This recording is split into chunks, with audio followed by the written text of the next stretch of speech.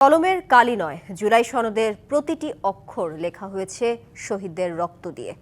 এটা মনে রাখলে জুলাই সনদ আর কখনো ভুলুণ্ঠিত হবে না, এমন মন্তব্য করেছেন প্রধান উপদেষ্টার বিশেষ সহকারী অধ্যাপক আলী রিয়াজ।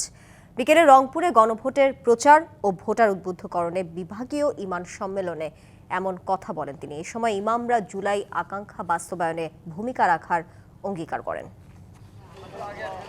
গণভোটের মাধ্যমে দেশের চাবি আপনার হাতে, এই স্লোগানে বুধবার রংপুরে অনুষ্ঠিত হয়েছে বিভাগীয় ইমাম সম্মেলন। শহীদ আবু সঈদ স্টেডিয়াম মাঠে সম্মেলনে অংশ নেন সহস্রাধিক ইমাম এবং একই সাথে বক্তারা গণভোটে হ্যাঁ ভোটের গুরুত্ব তুলে ধরেন। এ ব্যাপারে জনগণকে উদ্বুদ্ধ করতে ভূমিকা রাখার অঙ্গীকার করেন ইমামরা।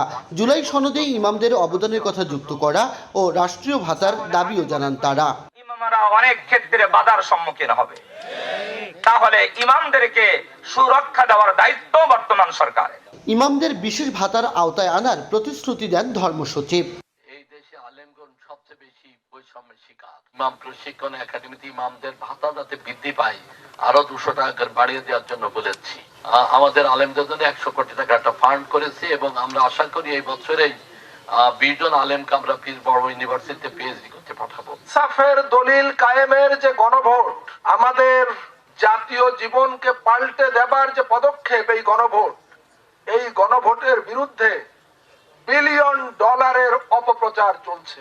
যে সমস্ত বিষয় এই দলিলে নাই, কোথাও ঘুণাক্ষরও লেখা নাই, তারা মানুষকে গিয়ে বলছে যে গণভোটে হ্যাঁ দিলে ওটা হয়ে যাবে, সেটা হয়ে যাবে।